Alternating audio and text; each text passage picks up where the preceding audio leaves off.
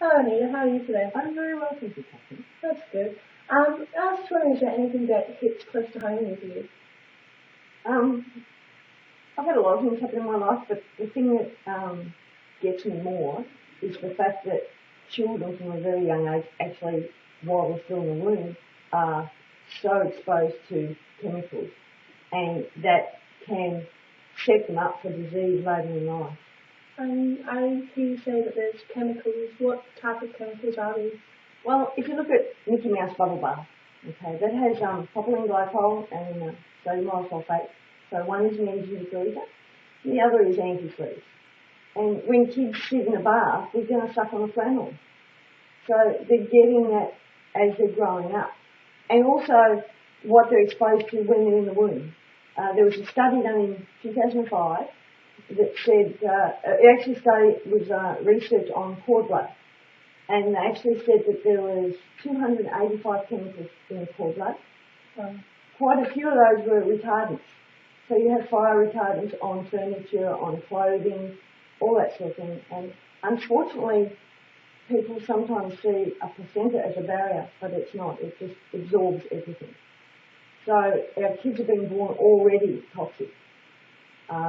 Then with immunisations that may have mercury in them, then that just adds to that toxicity, and children can sometimes react just to having the needles because they're already quite toxic. That's sad. And how much of the population do you think know about this? Unfortunately, not enough. And is there a way that we can educate them? I've been trying to leave like brochures at childcare centres to get mums to look at, what's in there. You can't rely on the government because the government have known about these chemicals. The personal care industry was grandfathered in 1935. So any chemicals in them were just accepted and have not been questioned. In other countries, some of these chemicals were banned 40 years ago. They're not here. And if you look at, just say, makeup, mums might be using makeup when they're pregnant. Women absorb 2.5 kilos of chemicals a year just through makeup. So, the more a lipstick stays on, the more lead it's got in it. Are there alternatives out there? Yeah, there are. There are great alternatives out there. Several companies supply chemical-free, toxic-free products that you can use. And they're not expensive. Yeah. So what's in these products that differ from the ones that have all these chemicals in it? Well, they're both man-made and natural products. Not all natural products are safe, and not all man-made products are safe. So these are companies that look into binding the two together so that science and nature works together. When you say not all natural products are safe, what do you imply by that? Well, natural products sometimes, let me say, like something like St. John's wort. St. John's wort's great for somebody going through menopause, but if you're on the pill, it can upset the pill. It can be used for people with depression and things like that. A lot of people like to go natural for depression. But in doing so, they can upset other medications that they're taking. So you've got to be very careful what you marry up. Yeah. What happens if you put two products that aren't compatible together? Well, your body's going to let you know that it doesn't like it. Yeah. One with the pill and St. John's wort, the pill may not work. Someone might fall pregnant. It just disrupts the use of other medications. Yeah. So you've just got to be careful and go to people that know what works together. And how many people are out there that know this kind of information that you know? Well, that we can go it's a growing movement. There are more people that know about it. When you get on the internet, and I don't want to go off the internet, but if you get on the internet, you see growing people talking about organic food and growing your own food.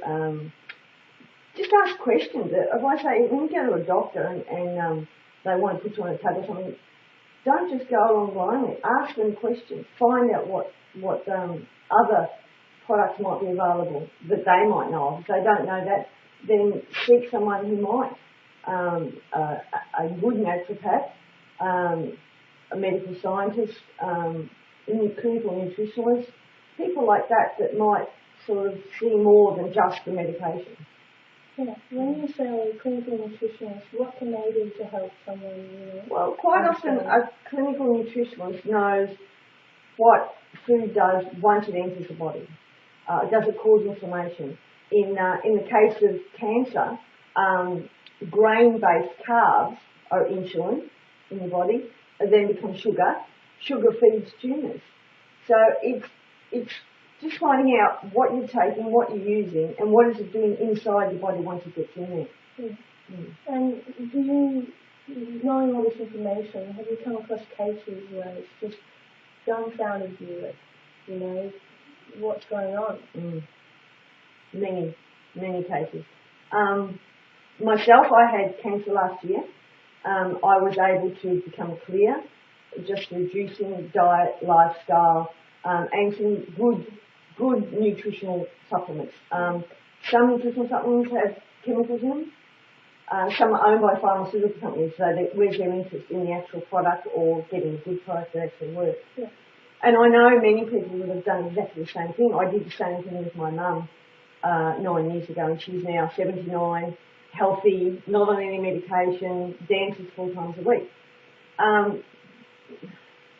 But my dealing with the oncology unit was they would just had you on a hamster wheel of sickness, and they would just, this is what you've got to have, this is what you've got to do. Yeah. And most people don't ask questions.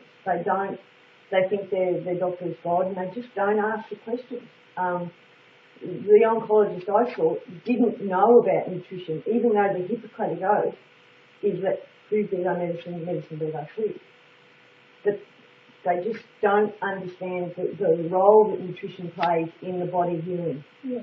And that frustrates me because when I was going down oncology and I sit in the waiting room and I see all these people who are just oblivious to a more natural way of doing things and just go head off. And unfortunately, things like chemo, yes, they might kill the current tumours, but they can promote cancer. And what they do is they look at a survival rate of 5 years. So if you die at 5 years and 1 month, you're classed as a cancer survivor because you've passed that 5 years. So what looking at nutrition do, it can help you become a thriver. It can help you just absolutely set your body up so that it can't grow cancer. So it's the food that you feed it. You want to starve the tumours, you don't want to feed them. Stay away from artificial sweeteners, even sugar, stay away from sugar. Just certain things that you know. There's a really good clinic in Tijuana called the Gerson Institute. And the Gersons have been doing this for 40, 50 years with fantastic results. Wow.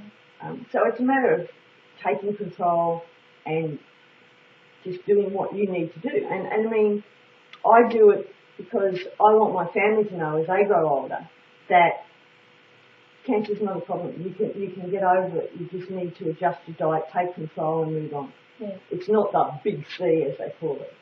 It's something that can, that you can just move on with. It's just another virus. Yeah.